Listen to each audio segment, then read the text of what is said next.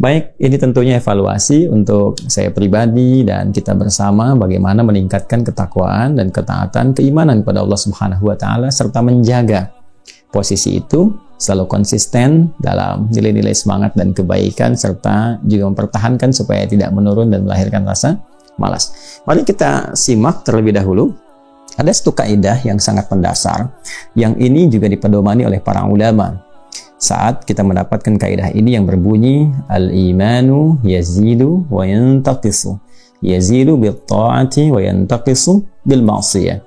Iman itu bisa ada kalanya meningkat.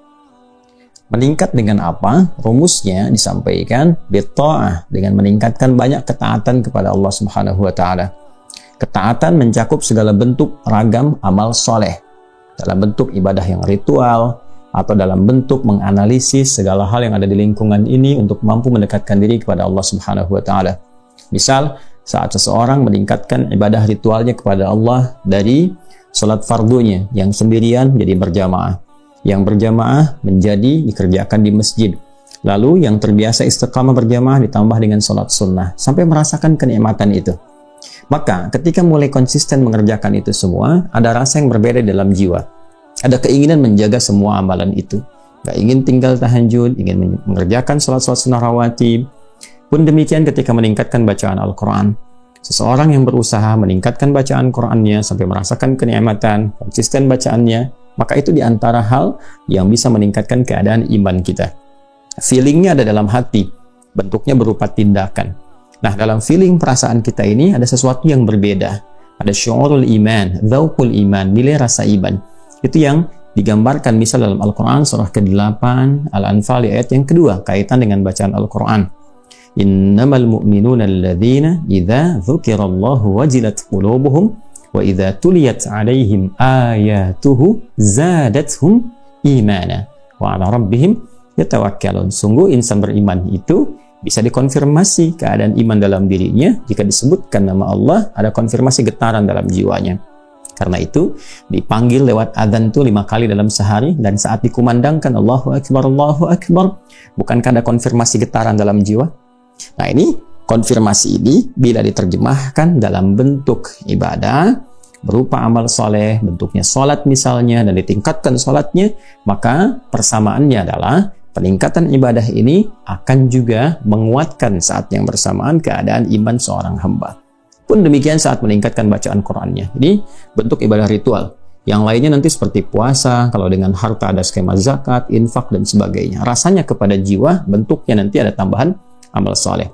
Yang kedua, bisa dalam bentuk analisis di sekitaran kita.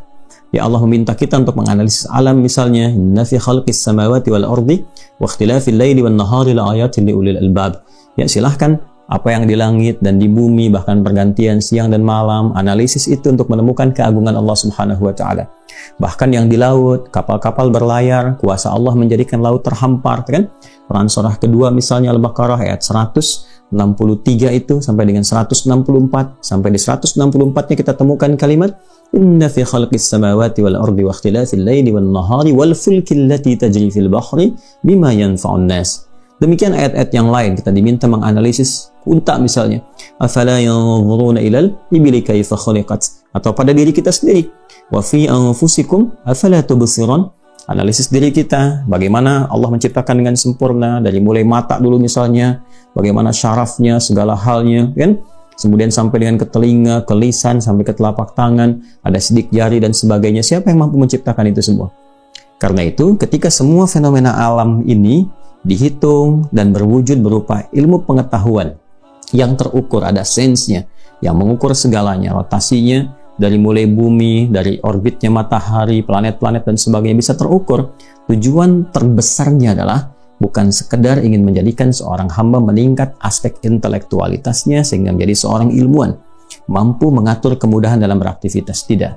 Itu hanya capaian-capaian kontemporer yang disajikan dengan garis-garis tujuan temporer saja. Kontemporer dalam artian setiap masanya selalu menemukan penemuan baru. Temporer terbatas dunia saja. Lebih jauhnya lagi adalah bagaimana seorang yang menguasai bidang-bidang itu mampu mengenalkan dirinya dengan Allah Subhanahu wa taala. Jadi, orang yang hebat fisika itu pada ujungnya adalah orang yang mengenal Allah dengan ilmu fisikanya. Orang yang hebat geologinya itu orang yang mampu mengenal Allah lewat titipan ilmu itu. Karena tidaklah desain ilmu itu dihadirkan bukan sekedar untuk menghitung dan memudahkan kehidupan, tapi lebih untuk mengenali siapa yang mampu menciptakan semua ini. Karena itu, pada skema yang kedua ini, Allah meminta kepada kita, silahkan analisis apa yang telah aku tetapkan dengan sempurna. Aku ciptakan, aku tetapkan kehidupannya dengan teratur, dengan terukur. Siapa yang bisa membuat itu selain Allah Subhanahu wa Ta'ala? Maka ilmu-ilmu yang membantu kita belajar itu sejatinya seharusnya mampu mengenalkan kita kepada Allah, bukan sekedar menjadikan seseorang menjadi pintar. Nah, kegiatan-kegiatan tadi mampu menambah iman. Secara singkat, kalau semuanya diakumulasikan, maka semua tadi disebut dengan amal soleh. Karena itu, seringkali kita dapatkan kalimat amal soleh dalam Al-Quran bersanding dengan kata iman. Ya, seperti Quran surah ke-103, Al-Asr, kan?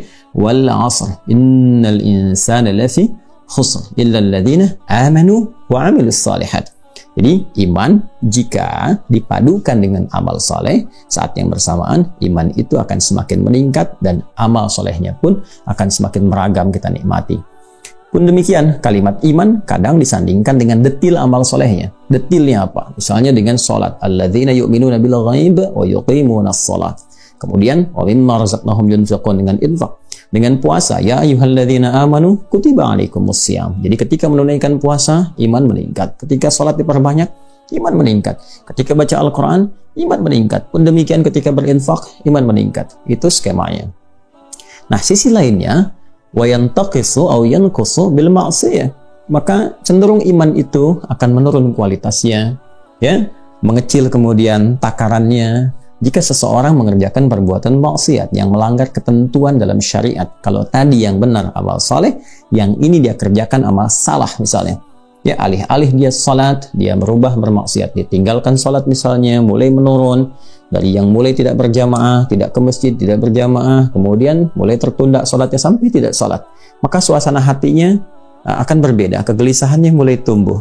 Yang jadi persoalan ketika dipanggil lewat adzan pun sentuhannya menjadi berkurang, jadi telat, jadi ditinggalkan dan sebagainya. Itu problem.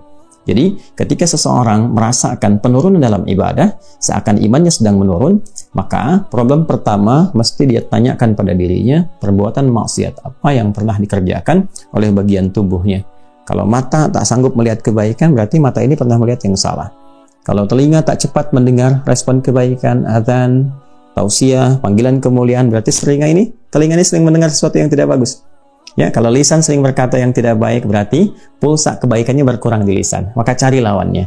Mulai biasakan melihat yang baik, mulai mendengar yang saleh, mulai bertutur yang mulia. Maka ini akan mengembalikan kembali hal-hal yang ingin kita tingkatkan dari nilai keimanan itu. Boleh jadi kadang-kadang bentuknya bukan maksiat, ya, bentuknya terlalu fokus pada urusan dunia, terlalu mengejar materi sehingga lupa dengan akhirat. Kan pasangan akhirat itu dunia, ya kan? Ini ula pertama, akhirat nanti yang kita raih.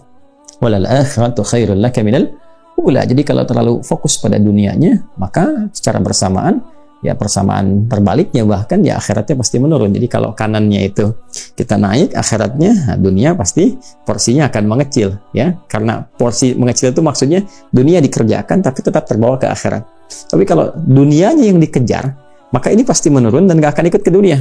Karena skemanya berbeda. Seperti bayangan, ya, kata Ibnul Qayyim Al-Jauziyah rahimahullah, seperti bayangan. Di bayangan itu kalau dikejar selalu nggak akan pernah didapati, ditangkap nggak akan dapat, ya, itulah dunia. Jadi selalu nggak akan puas, kejar lagi, walaupun harta sudah banyak pengen kejar lagi. Terkadang godaannya menempuh dengan cara yang salah, maka caranya berbalik, kejar akhirat maka dunia akan mengikuti. Kurang lebih ini jadi jawaban cepatnya. Jika ingin meningkatkan keimanan kepada Allah, maka tingkatkan amal saleh, kerjakan ketaatan, lalu jauhi maksiat. Maka mudah-mudahan dengan itu diawali dengan niat yang ikhlas, berdoa kepada Allah meminta perlindungan dan kekuatan. Setelah itu mencoba untuk memulai dan cari orang-orang baik sekitaran kita untuk menjaga semua amalan itu bisa konsisten sampai kita menemui ajal dan kembali kepada Allah Subhanahu wa taala.